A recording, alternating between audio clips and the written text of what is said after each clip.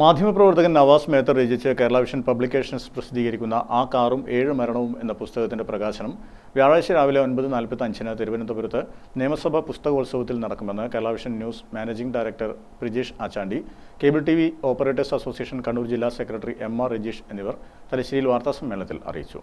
നിയമസഭാ speaker AN Shamseer, മന്ത്രി കടന്നപ്പള്ളി രാമചന്ദ്രൻ എന്നിവർ ചേർന്ന് പുസ്തകം പ്രകാശനം ചെയ്യും. ADGP S ശ്രീജിത്ത് പുസ്തകം ഏറ്റുവാങ്ങും. എഴുത്തുകാരനെ കുറിച്ച് ഇവിടെ പറയുമ്പോൾ ആദ്യത്തെ രചനയിൽ തന്നെ വായനക്കാരെ ഇരുത്തിക്കുന്നതിലുള്ള രചനയാണ് അദ്ദേഹം നിർവഹിച്ചിട്ടുള്ളത്.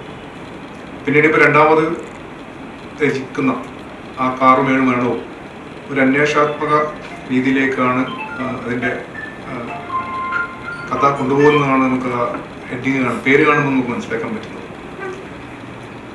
ഇതിൻ്റെ പെണ്ണുകെട്ടിക്കവല എന്ന അധ്യായത്തിൽ തുടങ്ങി ഇനി എന്തിനാ മോളെ എനിക്ക് ആ ചെരുപ്പ് എന്ന അധ്യായത്തിൽ അവസാനിക്കുന്ന പുസ്തകത്തിൽ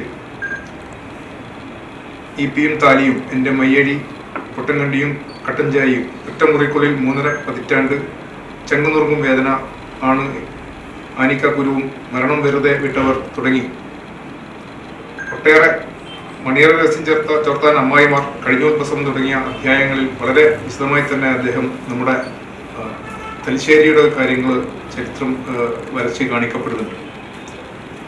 വ്യാഴാഴ്ച രാവിലെ 9:45 നിയമസഭാ പുസ്തകോത്സവത്തിൽ വേദി 4-ൽ ADGP S ശ്രീജിത്ത് പുസ്തകം ഏറ്റുവാങ്ങും. Fadil group of companies chairman KSA Abdul Latheef വിശിഷ്ടാതിഥിയാവും.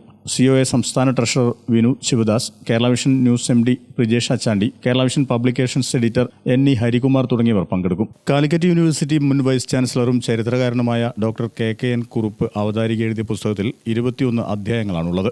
വാർത്താസമ്മേളനത്തിൽ Kannur vision MD M Vineesh Kumar, Navas Methar എന്നിവരും സംബന്ധിച്ചു. ഗ്രാമിക ന്യൂസ്, തലശ്ശേരി.